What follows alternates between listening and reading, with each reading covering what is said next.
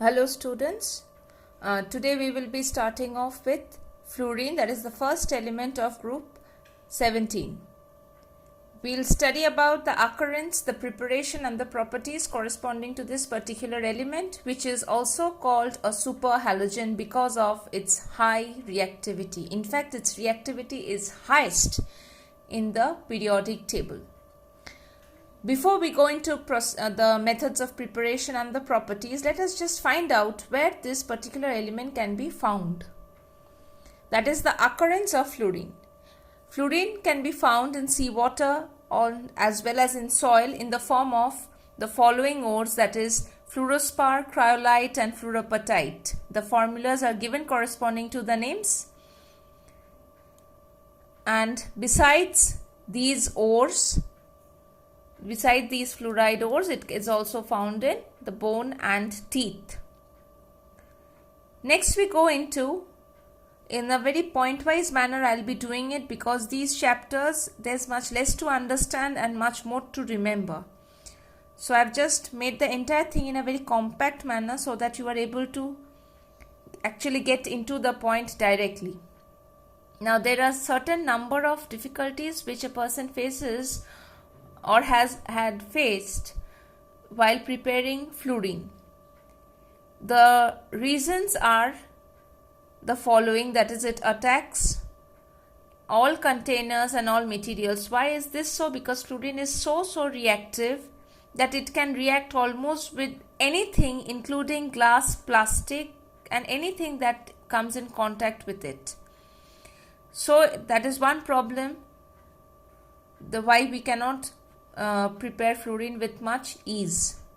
Second problem is anhydrous HF is a non-conductor. That is, anhydrous hydrogen fluoride does not act as an acid. It does not furnish H plus and F minus ions. Third is HF is very stable. The stability is owing to the fact that HF forms very strong hydrogen bonds. It forms such strong hydrogen bonds that it actually exists in a viscous liquid state. Whereas HCl, which is a higher acid of the group, exists primarily in gaseous state. Okay.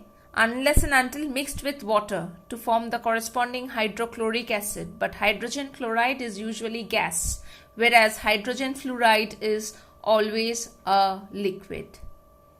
Right? Next is the fact that it cannot be oxidized to fluorine because of the highest reduction potential value. The standard reduction potential of F minus half F2 is 2.87 volt, which is the highest in the electrochemical series. And the last point, aqueous HF on electrolysis gives H2 and O2, that is, it electrolyzes water instead of electrolyzing itself.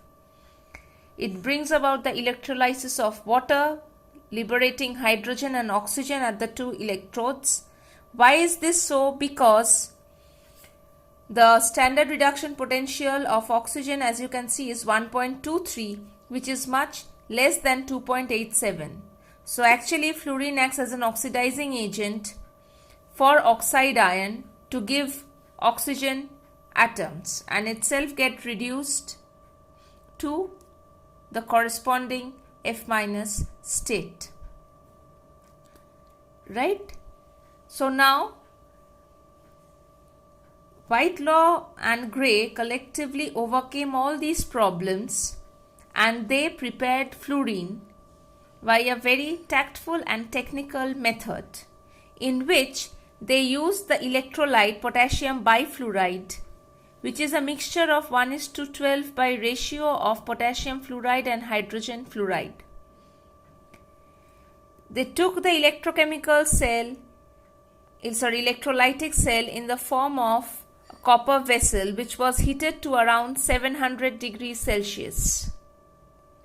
Electrically heated, that means there was no direct application of heat by any furnace.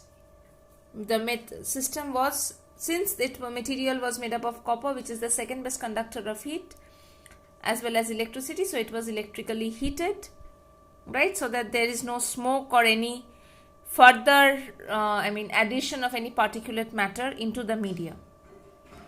Next is the cathode, which was the copper vessel. Anode, which was a graphite surrounded by copper diaphragm perforated at the bottom. Why was there perforations? The perforations was so that H2 and F2 are able to escape without getting mixed with one another. That is why there was a diaphragm. Okay, to prevent the mixing of H2 and F2, and perforations helped H2 and F2 to escape from the medium. Next is prevents this fluorspar was used as the stoppers. Why so? Because fluorspar has got very high melting point and it does not react with either of the two elements which are being produced, that is hydrogen and fluorine. Then the various parts of the container were coated with Teflon to prevent corrosion. Now you will be studying in the polymer chapter the function of Teflon, which is actually a non-corrosive plastic, a polymer made up of fluorine, that is carbon tetrafluoride polymer.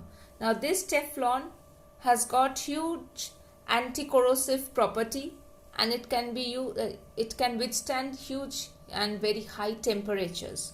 So for that reason, the parts which are prone to corrosion were coated with Teflon. Now the products that were formed at the respective electrodes were, at the cathode you get hydrogen gas and at the anode we get the fluorine gas. Now we will be studying about the mechanism of the production of these two gases. The reactions that take place, as you can see, is the potassium bifluoride, which was taken initially, breaks down to give potassium fluoride and HF. Now this potassium fluoride over here, it further decomposes because the cell, as you have already seen, was electrically heated. Under that condition, it further decomposes, giving K plus and F minus ions.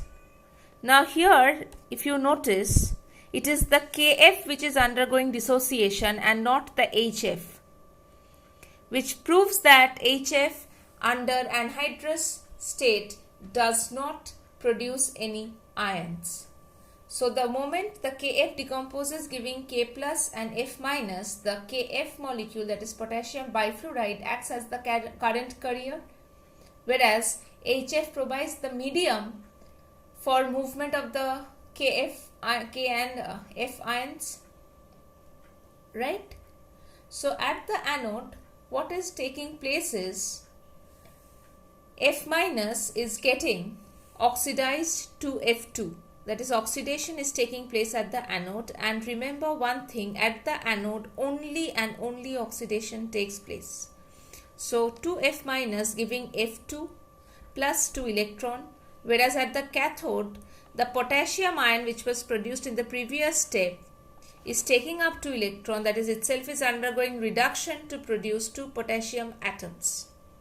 This 2 potassium atoms is now combining with the unreacted HF, which was till now producing as the ionizing liquid, and giving rise to the formation of Kf, which is again being retained, plus HF. So now what we see over here is the HF, since it is being used up to produce Kf and H2, its concentration is decreasing over time. So it is required that we continue to add more and more amount of HF in the medium in order to carry out the production of fluorine. Now once the fluorine has been produced, it contains certain impurities. What could be the impurities? The impurities could be HF, as well as the impurity could be carbon tetrafluoride. Now in order to remove impurity in the form of HF, what we do? We take sodium fluoride and the moment we take sodium fluoride, it combines with HF, producing sodium bifluoride. It just undergoes absorption. Further, carbon tetrafluoride, it is taken up, and in order to remove carbon tetrafluoride, what is done is the gas is trapped and is cooled by in the presence of liquid oxygen at a temperature of 90 Kelvin. 90 Kelvin is a very, very low temperature, remind you. Now 90 Kelvin.